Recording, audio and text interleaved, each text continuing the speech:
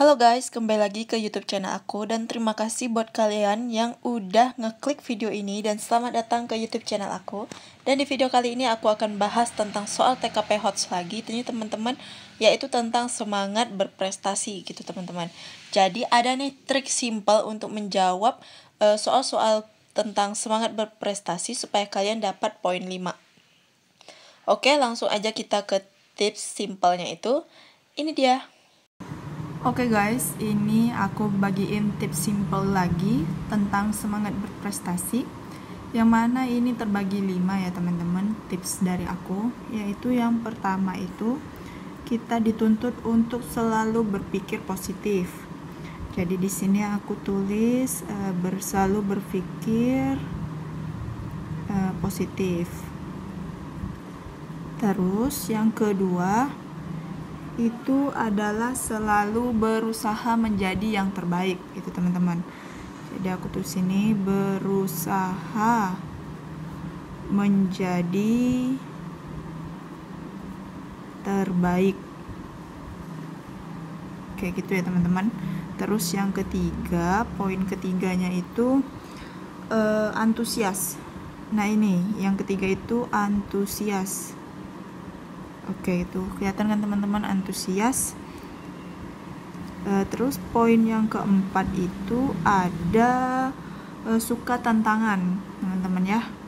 Nah, kuncinya itu suka tantangan. Terus poin yang kelima yaitu tentang semangat belajar atau terus belajar gitu teman-teman. Semangat belajar. Pantang menyerah juga masuk ya teman-teman. Nah jadi kalian kalau misalnya jumpa nanti soal tentang semangat berprestasi, maka tips dari aku yaitu carilah jawaban yang mengandung berpikir positif atau berusaha menjadi terbaik, antusias, suka tantangan, semangat belajar ya teman-teman. Jadi carilah salah satu dari ini yang ada di jawaban, karena itu merupakan poin 5. Nah itu tips dari aku teman-teman. Oke, biar kalian makin paham, makin ngerti, bisa diimplementasikan langsung aja kita ke soalnya. Oke teman-teman, soal nomor 1. Weekend ini Anda berencana membantu adik Anda dan teman kelompoknya untuk membuat sebuah artikel ilmiah. Ketika Anda mengerjakan bagaimana cara membuat sebuah karya ilmiah yang baik, kemudian di televisi terdapat berita tentang semakin besarnya angka pengangguran di Indonesia yang dapat Anda sarankan untuk adik dan teman kelompoknya. A. Minta mereka untuk kuliah dengan sungguh-sungguh agar saat lulus nanti mudah mendapatkan pekerjaan. B. Meminta rajin dan serius ketika kuliah dan patuh pada aturan agar bisa lulus tepat waktu. C. Meminta mereka menyiapkan soft skill dan hard skill mulai dari sekarang. D. Meminta mereka untuk tidak hanya menjadi kutu buku saja, tapi juga ikut organisasi. Kemudian yang E. Tidak menyarankan apa-apa, berharap mereka sadar sendiri nantinya tentang persaingan dunia kerja. Oke, menurut teman-teman ini jawaban yang mengandung poin 5, yaitu di option keberapa nih teman-teman. Oke, ini aku pakai sistem eliminasi lagi ya teman-teman, biar jawabannya itu semakin mengkerucut gitu teman-teman. Nah kita yang option A dulu ya teman-teman, minta mereka untuk kuliah dengan sungguh-sungguh agar saat lulus nanti mudah mendapatkan pekerjaan. Ini tuh bagus teman-teman, cuman aku simpen dulu ya teman-teman, nanti aku jelasin, aku simpen dulu. Terus tuh kalau yang B, meminta rajin dan serius ketika kuliah dan patuh pada aturan agar bisa lulus tepat waktu. Nah ini konteksnya agak kurang nyambung ya teman-teman, kan yang dibahas ini tentang angka pengangguran gitu teman-teman, sedangkan di sini yang optionnya bisa lulus tepat waktu. Jadi ini aku eliminasi ya teman-teman, bukan. Terus kalau yang C, meminta mereka menyiapkan soft skill dan hard skill mulai dari sekarang. Oke, ini aku simpen dulu kayak yang di nomor A. Kemudian yang D, meminta mereka untuk tidak hanya menjadi kutu buku saja, tapi juga ikut organisasi. Gimana nih teman-teman menurut kalian? Oke, bolehlah aku simpan dulu. Terus tuh yang E, tidak menyarankan apa-apa, berharap mereka sadar sendiri nantinya tentang persaingan dunia kerja. Berarti ini aku eliminasi ya teman-teman, karena di sini kelihatan sikap kalian kayak apatis gitu teman-teman, tidak peduli gitu. Nah, berarti di sini tersisa option antara A, C dan D. Oke, di antara tiga ini menurut teman-teman yang paling dapat poin 5-nya itu di mana teman-teman? Kalau yang A, minta mereka untuk kuliah dengan sungguh-sungguh agar saat lulus nanti mudah mendapatkan pekerjaan. Ini bagus teman-teman, tapi kalau cuman ini bagus, cuman kurang ini aja teman-teman, kurang dapat gitu feel-nya gitu teman-teman. Karena kalau mereka cuma kuliah sungguh-sungguh tapi soft skill mereka nggak diasah gitu teman-teman, ini juga susah gitu teman-teman, karena banyak juga mereka yang cum laude gitu kan teman-teman, yang cum laude summa cum laude tapi masih juga susah cari pekerjaan gitu teman-teman. Nah, terus kalau yang C, meminta mereka menyiapkan soft skill dan hard skill mulai dari sekarang. Ini bagus teman-teman, menurut aku poin 5-nya itu yang di C nih teman-teman. Oke, ini poin 5-nya di C, jadi aku silang langsung yang C nih teman-teman. Terus kalau yang D, meminta mereka untuk tidak hanya menjadi kutu buku saja tapi juga ikut organisasi. Ini bagus sebenarnya ikut organisasi teman-teman, tapi organisasi yang gimana nih teman-teman? Maksud aku tuh sebaiknya itu kita menyiapkan soft skill dan hard skill kita tuh sesuai dengan bidang kita gitu teman-teman. Nah gitu, tapi kalau misalnya kita ikut organisasi yang tidak sesuai dengan bidang kita tuh sama aja gitu teman-teman. Jadi menurut aku yang paling tepat poin 5-nya itu di yang C teman-teman. Oke, menurut kalian gimana? Kalau kalian gak setuju sama aku, mungkin ada yang jawabnya D, silakan komen aja di kolom komentar dan kasih alasan kalian kenapa kalian jawab D gitu teman-teman. Oke, next lanjut ke soal nomor 2. Soal nomor 2, karena terjadinya beberapa permasalahan di perusahaan Anda yang mengakibatkan terjadinya penurunan finansial. Hal ini tentu saja berdampak bagi kelangsungan seluruh komponen perusahaan termasuk karyawan. Apa yang Anda lakukan? A. Tetap bekerja dengan baik seperti hari-hari sebelumnya. B. Membuat strategi baru untuk meningkatkan hasil kinerja. C. Mempelajari hal yang mungkin jadi penyebab penurunan tersebut. D. Sebagai karyawan saya akan mengikuti arahan dari atasan dan kebijakan perusahaan.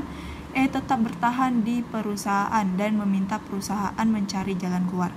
Oke, ini aku sama juga kayak yang tadi teman-teman, aku eliminasi dulu. Yang A. Tetap bekerja dengan baik seperti hari-hari sebelumnya.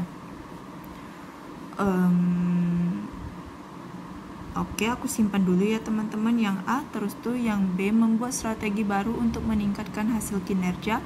Oke, boleh aku simpan dulu. Terus tuh yang C, mempelajari hal yang mungkin jadi penyebab penurunan tersebut. Mempelajari hal yang mungkin jadi penyebab penurunan tersebut.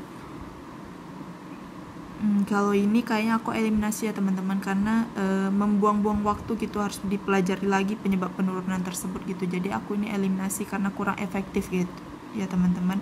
Terus tuh kalau yang D, sebagai karyawan saya akan mengikuti arahan dari atasan dan kebijakan perusahaan. Oke, aku simpen dulu teman-teman yang D. Terus tuh yang E, tetap bertahan di perusahaan dan meminta perusahaan mencari jalan keluar. Ini juga aku eliminasi ya teman-teman, karena aku juga kurang efektif juga yang E ini. Kenapa? Karena tetap bertahan di perusahaan dan meminta perusahaan mencari jalan keluar. Nah, sedangkan ini itu kita harus mencari jalan keluar bersama gitu teman-teman. Bukan berarti mentang-mentang kalian sebagai karyawan harus bosnya saja, atasan kalian saja yang mencari jalan keluar gitu teman-teman. Tapi semua warga yang ada di perusahaan tersebutlah yang harus merombak, maksudnya berdiskusi untuk memecahkan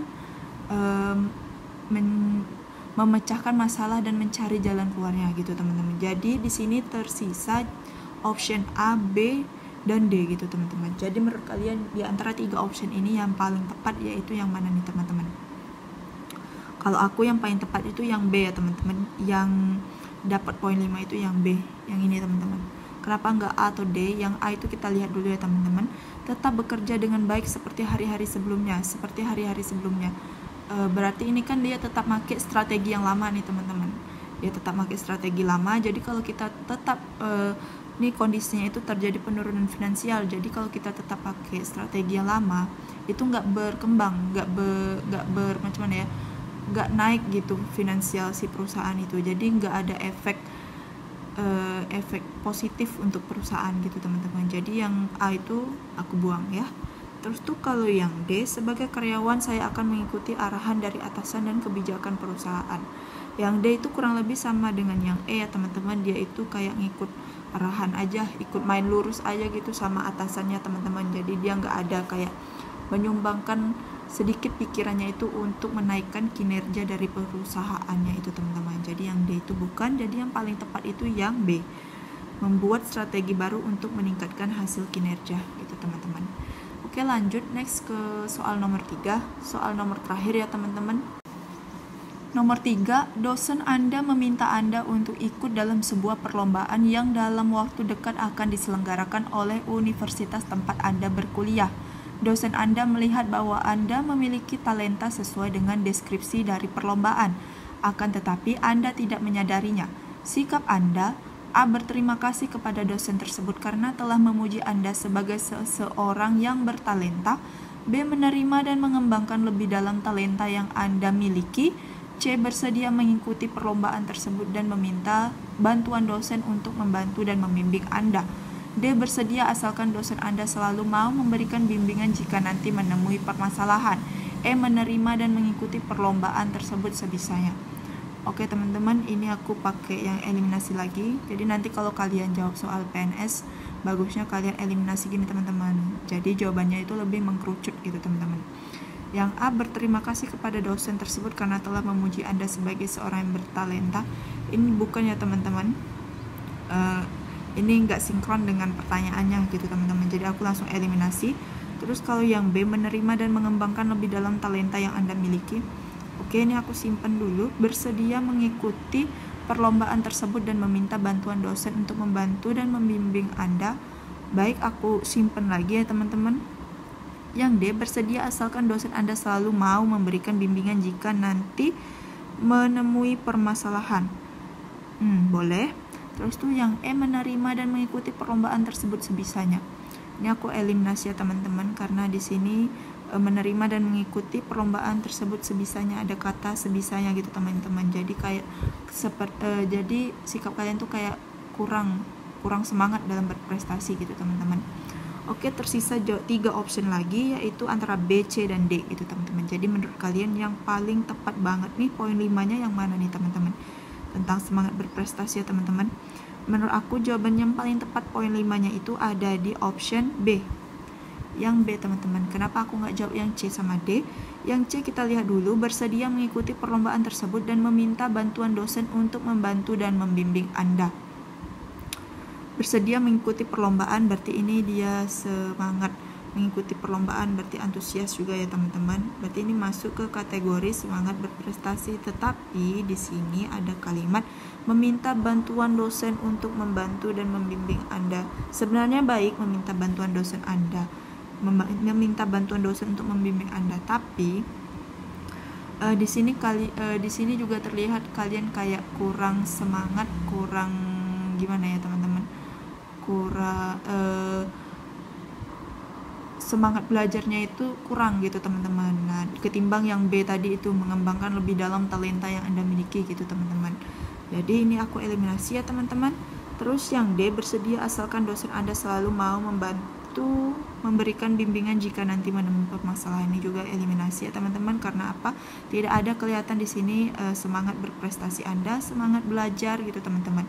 Nah, terus itu antusiasnya juga gitu, gak ada teman-teman. Kenapa? Di sini bersedia asalkan dosen Anda selalu memberikan. Jadi kalau dosen Anda nggak mau memberikan bantuan bimbingan, maka Anda nggak mau ikut. Jadi di situ nggak ada terlihat semangat berprestasi kalian gitu teman-teman. Jadi dibaca-baca lagi tips simple dari aku tentang semangat berprestasi itu teman-teman. Karena poin 5-nya itu cara dapat poin 5 di semangat berprestasi itu ada di 5 kunci tadi yang aku kasih teman-teman. Nah, jadi kalian baca-baca lagi ya, terus tuh kalian hafal juga.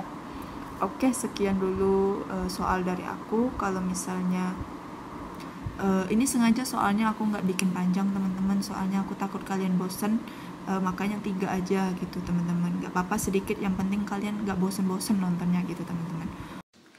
Oke guys, sekian dulu video dari aku. Kalau kalian suka, di like, komen, dan jangan lupa share ke teman-teman kalian supaya teman-teman kalian bisa merasakan manfaat dari video ini. Oke, see you next video. Bye bye.